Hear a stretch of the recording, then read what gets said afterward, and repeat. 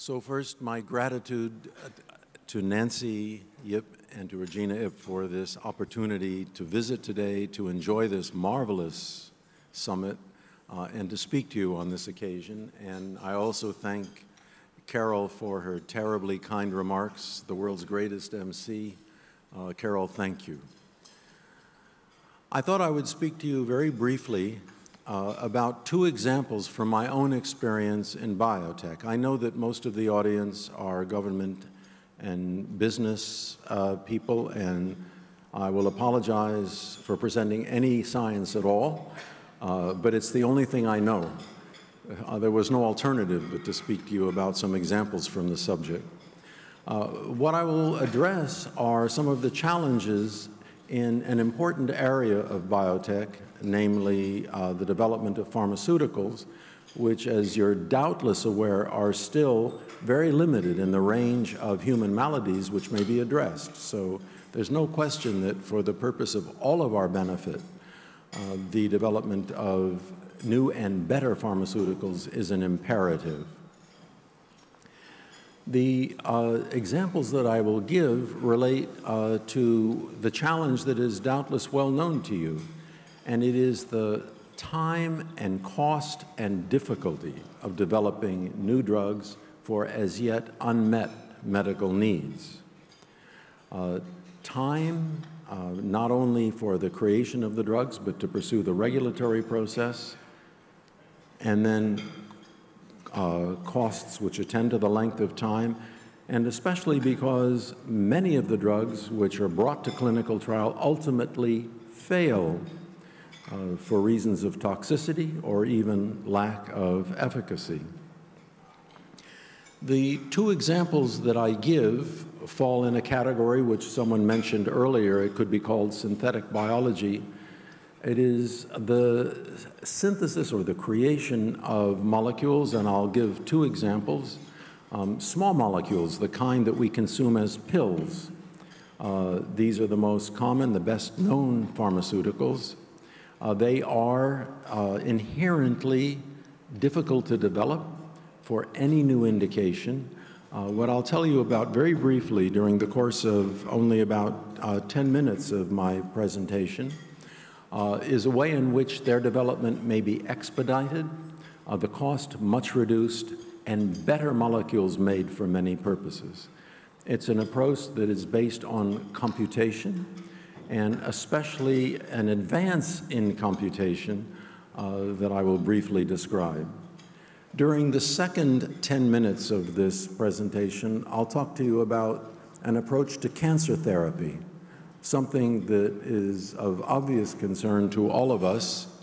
And to give you an idea of the magnitude of that concern, I myself am 77 years old, and if there are another 19 people in the room over the age of 60, then I can tell you that there are 2 people in the room who are presently suffering from an undiagnosed and potentially fatal cancer.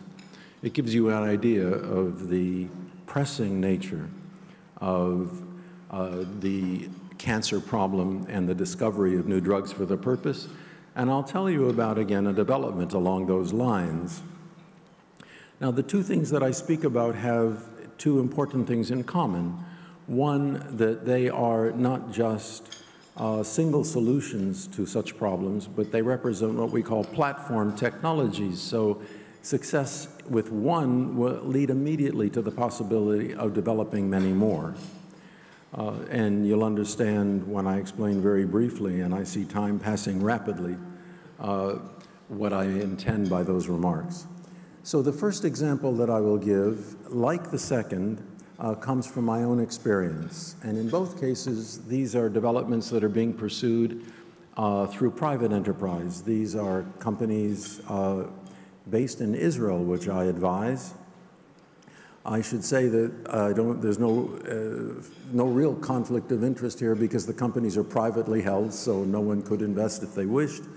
And they're actually fully supported by Larry Ellison of Oracle Corporation, so there's no shortage of funds. So I feel perfectly comfortable in relating this to you, even though I have such a connection through my advice that I give to these organizations. Now, as I mentioned, the first is Let's see if it comes up on the screen. So the first is due to an organization called Interx, and it addresses the problem which is illustrated by this sculpture by Henry Moore. It is discovering a molecule, indicated by the small sphere on the left, that fits into a cavity in a larger one, which may be a drug target. It can be an enzyme. It can be a receptor on the surface of a cell. The small molecule, which interacts and fits perfectly into the pocket in the larger one, has the purpose of either preventing or enhancing the function of the larger molecule. So all the drugs that we consume as pills fall in this category, small molecules that fit perfectly in the cleft of a larger one. Now the problem, which is illustrated on this slide, the way it is done today, everywhere in the world, by every pharmaceutical company, is through an almost endless cycle, illustrated here, that begins with determining the structure of the target and the molecule with which it interacts, designing such a molecule based upon the structure, chemical synthesis of the molecule, and testing in an animal or other system. Based upon those results, the process is repeated: structure determination, design, synthesis, testing, done over and over again to try to improve the molecule till finally, in some cases, a successful result is obtained. A molecule is derived that either interferes with or enhances the function of the target, and then can go forward into the clinic for trial, and one hopes eventual success in market. But the problem, of course, this process involves hundreds of chemists. It involves making thousands of molecules. It takes a very long time, and more often than not, it simply fails. Now, a solution which has long been sought is the intervention by computation. And the idea is obvious, of course. If you can calculate the fit of a molecule to a target, rather than have to go synthesize and test the molecule, you may gain a lot in time and eventually in efficacy. The forces between the small molecule and the target used for such computation over the past several decades are classical in nature, which means that electrons are represented as small objects, as point charges. But we know that these classical force computations simply don't work. They're very simple to do, they don't take much time, but they don't give a good result. And that's illustrated schematically at the lower right, where you see a plot of the experimentally measured versus calculated interaction energy between a molecule and its target. And you see that the symbols, the small squares, lie all over the place. They don't lie on a line of exact equivalence between calculated, predicted that is, and measured interaction between the small molecule and its target. The reason why the classical approach fails is we know from quantum chemistry from the last more than 100 years that electrons are not properly represented as point objects, but as clouds. And the reason why that is important is that a cloud can be deformed, and that deformation is the basis for small molecule target interaction. What we have developed in this organization is a method of treating electrons as clouds, that is to say, a quantum mechanical solution to the problem. The full solution to the fundamental equation of chemistry would take more years and more computers than there are stars in the universe. The solution that was found in this organization is an accurate approximation to the solution to that equation. It could be combined with an artificial intelligence approach to achieve high accuracy. So what the blue dots show is that the solution, the result that is obtained, is accurate until a very short distance between the molecule and target is reached, and then much less accuracy, as you see from the spread of the blue dots.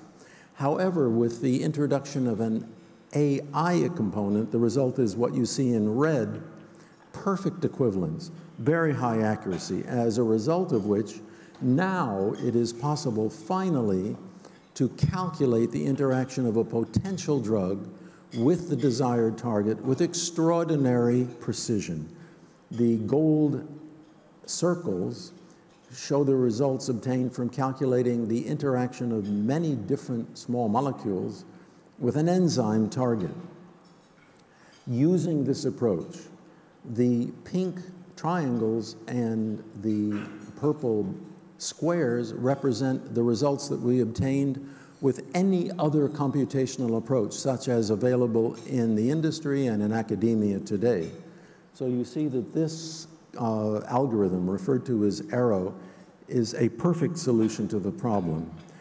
But because it is based on fundamental physics, its implications go beyond. It is not only useful for the pharmaceutical industry, but as shown here, it can be used, for example, to achieve an extraordinary accurate calculation of the interaction of lithium ions with water, which is the basis of a lithium-ion battery. And it is for that reason that the approach that we have developed has implications that go far beyond the pharmaceutical industry, applicable to rational drug design, as I've mentioned, but also applicable to battery development, to water filtration, to aerodynamics, and so forth. The second example that I would like to give that relates to the pharmaceutical industry and drug development, as I mentioned, is in regard to the cancer problem. This is the work of another Israeli company which I advise, which has used an antibacterial approach to harnessing the immune response for solving the cancer problem. So I'll just briefly explain why it is that our immune system fails to protect us against cancer. The reason is because errors in the maintenance of our genome occur every day. In fact, 2 quintillion, you look at the number of zeros, 2 quintillion damages occur to everybody in this room, to their DNA every day. In my own research over the years on an unrelated topic, and that is the readout of genetic information through a process called transcription, we discovered what we call a general transcription factor that is the solution to that problem that protects us against the cause of this damage. It is responsible for the repair of every one of those 2 quintillion damages every day to our genome. But unfortunately, occasionally 1 or 2 will go unrepaired, and they cause cancer. Only 2 are sufficient to cause cancer. It is the capacity of our immune system to recognize the damaged or the incorrect product resulting from those damages to our DNA that prevent us from getting cancer. The cells of our immune system, called T cells or killer cells, recognize the presence on the surface of a cancer cell of an unwanted or otherwise inappropriate protein that reflects the cancer state and kill that cell to prevent it from growing and spreading. The reason why we develop tumors is illustrated here. There are 3 ways in which that defective cell can evade the immune response and not be subject to killing and defense against cancer. The first is if the T killer cell fails to recognize the cancer cell. The second is if it cannot penetrate a tumor to kill the cancer cell.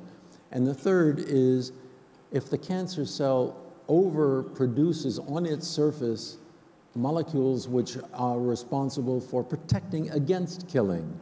After all, the capacity of our own cells to kill ourselves is very dangerous. And so our cells protect themselves by expressing on their surface a signal that says, "Don't kill me." T cells seeing that signal will not attack. A cancer cell can evade the immune response by producing an abundance of that "don't kill me" signal.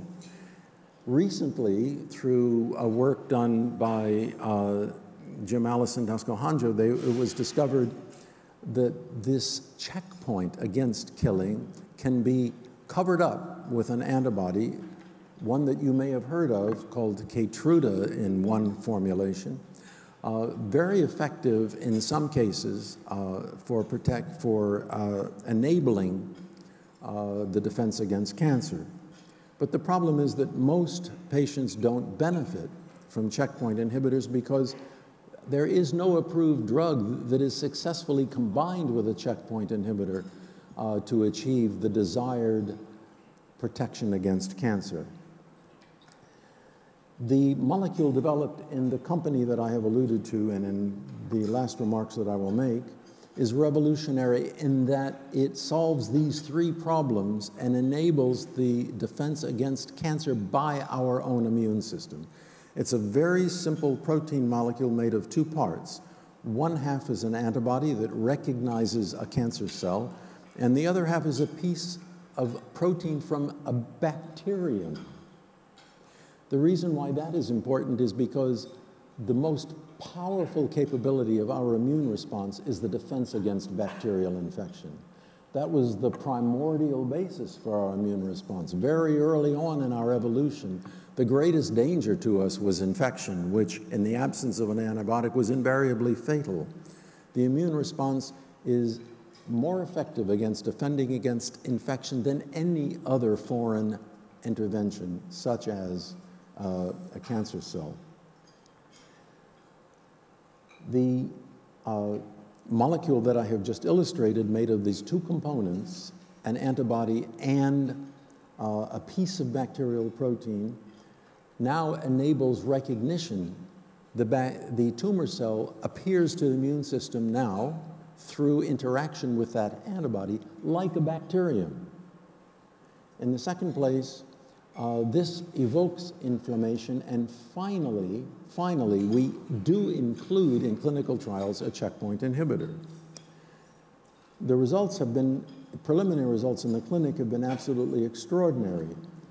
In phase 1, with cure of advanced pancreatic cancer, cure of ovarian cancer, the important point is that the antibody that recognizes the cancer cell in this case, called 5T4, is present on a wide range of tumor types, almost all non-small cell lung cancer, almost all pancreatic cancer, almost all renal and other cancers. So this molecule is expected to have extraordinary efficacy for the cure of disease, for the treatment of cancer. It is currently in clinical trials in the United States. Especially the American Authority on Pancreatic Cancer, Elizabeth Jaffe at the Johns Hopkins School of Medicine, has told us it is the only drug they have ever found that is effective against pancreatic cancer, and it results in cure of the advanced disease. Again, I wanted to emphasize both of the approaches that I've mentioned, and the most important thing to emphasize in conclusion, both represent not only single advances to the creation of a drug for an important purpose, but platforms for going much beyond. In the case of computation, obviously a platform in as much as it can be applied to very many targets for therapy. In the case of the cancer drug that I have mentioned, called NAP, it is a platform in as much as the antibody component can be changed. For example, glioblastoma does not present the 5T4 antigen, but there are other antibodies directed against glioblastoma that can be linked to this piece of bacterial protein, and on that basis, a new drug made for the treatment of that terrible cancer disease. So I thank you then for your kind attention to the science which I've inflicted upon you, and I would be happy to answer questions even of a more general nature. Thank you very much.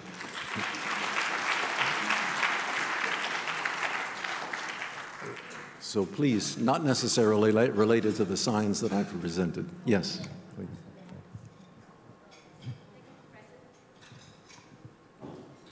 Thank you, Professor, for taking my question. This is Purdy Ho from Cervantes. Right, so we know that generative AI is really hot these days, and we saw that Google just came out with their latest version of AlphaFold 3, right, which is, I mean, apparently very important for drug discovery, right? So I guess my question is, how accurate do you think their predictions are? And do you think that there would be some sort of caveats, such as the hallucination behavior of ChatGPT, and also how are we going to mitigate that? Thank you. So let me first explain your question to the general audience, and then I will do my best to answer it.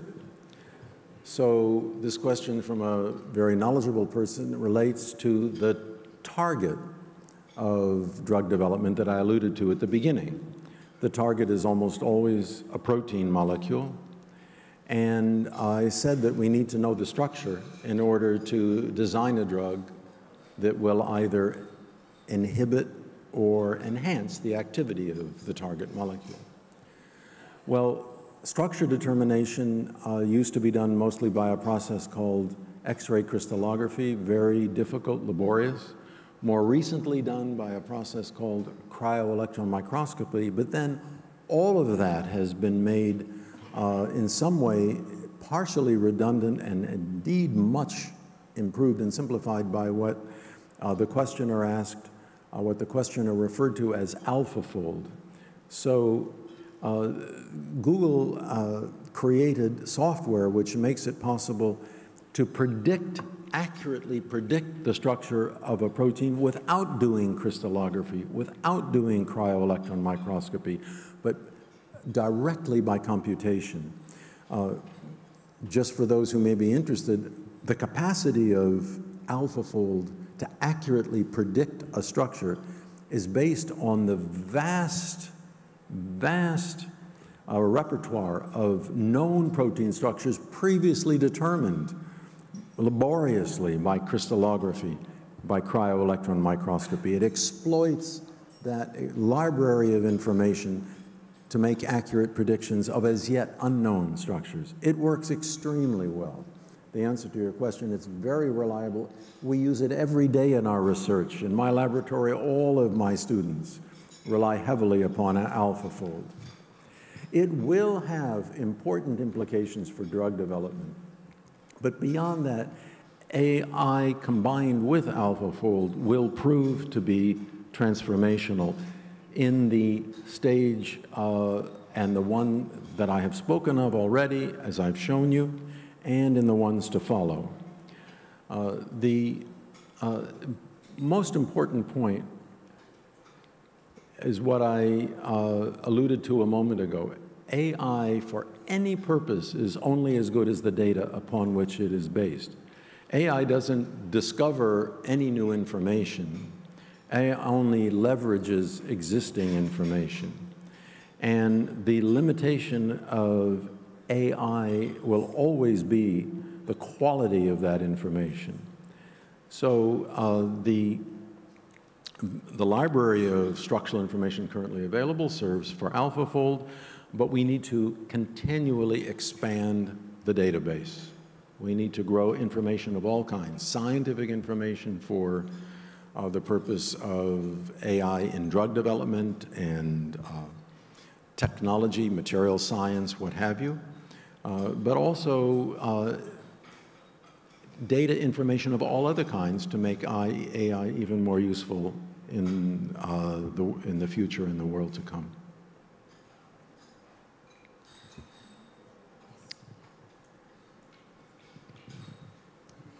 Thank you very much, Professor Kornberg. I teach philosophy at the University of Hong Kong. I've just got a question concerning data, because you mentioned the importance of having an abundance of sound and good quality data for training purposes, and yet we're living in a world where increasingly it strikes me that data is securitized, where countries and governments in particular are doubling down on ensuring the insulation of data, the creation of firewalls, barriers that prevent others from accessing data. And we've also seen a manifestation of politics and geopolitical ideologies when it comes to the splintering of academic collaborations and the severance of STEM research ties. So my question is, in face of all of these calamities, how confident and optimistic should we be about the improvement in quality of access to data, and how can scientists weather the onslaught of securitization and geopolitics at large in relation to data management and ownership? Thank you very much. Thank you. Your question touches on something even more fundamental. It touches on the reason why I do science, and all of my colleagues do it as well, the reason why we love the profession. It is because science uniquely among all human activities ultimately comes back to truth, to ground truth. Every other human activity is distorted by emotion, distorted by untoward purposes or even favorable ones. But science ultimately comes back to ground truth. And it is the reason why we do it, and it's the reason why we love to do it. And the validation of that truth comes about through repetition. It comes about through making the information available, and then unavoidably it is tested everywhere around the world. It is challenged. The challenge often both validates the original observation, but also reveals weaknesses in what was found, leading to the next generation and deeper knowledge. So at one level, because all the information that we obtain, what we believe to be true and we publish, is made publicly available and always will be publicly available, and it is tested, truth at that level is reliable. Any other source of information should not be admitted into the calculation, should not be relied upon, used in any way for AI or another purpose. Again, I can only emphasize, this is why I'm a scientist.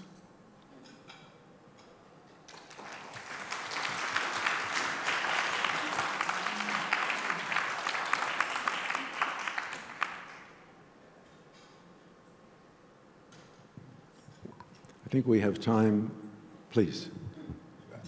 Ends you have on file. Yeah, thank you, Professor. So I'm Li Chen from Chinese University of Hong Kong.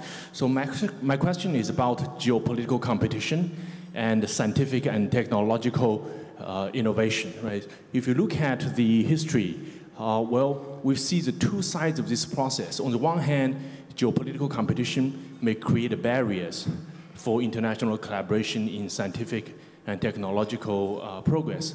But on the other hand, we do see a wave of increasing investment, right, caused by geopolitical competition for states around the world, especially among the major power, to increase investment in R&D, right, including defense-related expenditures. So are we on the eve of a major wave of scientific and technological breakthrough amid this intensifying geopolitical competitive environment? Yeah, thank you. Thank you for that question. I think it's also very important. I grew up in the era of what some of the people in the room may be old enough to know of Sputnik. So in the United States, investment in science was greatly stimulated when Russia launched the first satellite orbiting the Earth. And there was an alarm in America on the part of government and the scientific community of a concern of having fallen behind Russia in the Cold War of that time in science and technology. It resulted in a massive increase of government spending. Over the years, science came increasingly to be concentrated in the United States. There was a kind of as it were, loss of competitive zeal, a certain arrogance associated with that. And the best thing in the world that could happen to the United States, to American scientists, to me and my colleagues, is the rise of Chinese science. The more the science flourishes in China, creating competition, the better scientists will do both in the United States and in China. Competition is a very important source of stimulation. Scientists don't really need it for their day-to-day research because they have a more daunting competitor, which is Mother Nature. Discovering the secrets of Mother Nature is the greatest challenge, an extremely difficult thing to do. But for the support of science, the best thing that can possibly happen is if the government, which is the sole or the major supporter of all search for new knowledge, is competitive with government elsewhere. And I think it's wonderful. I hope that China will invest much more in basic science, and then the United States will feel compelled to do so.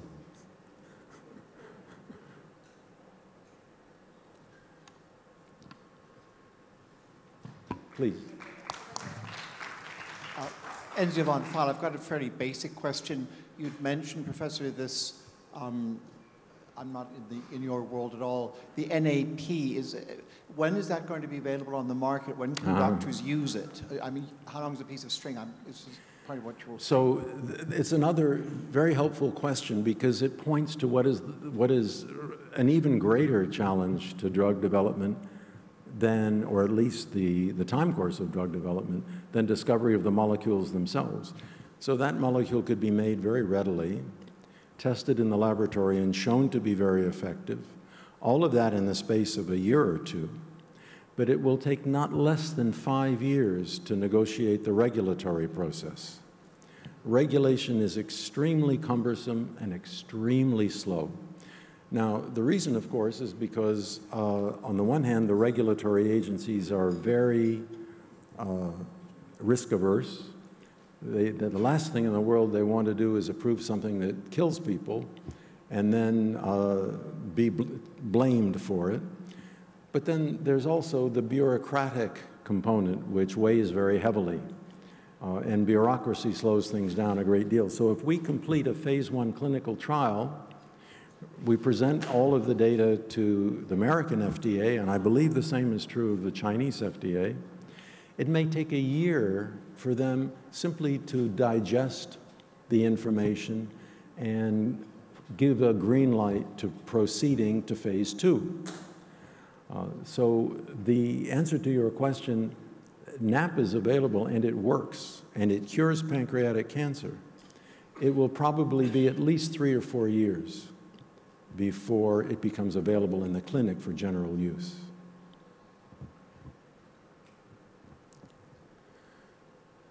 Nancy, how are we doing on time? Or Regina, I've lost track of the 40 minutes.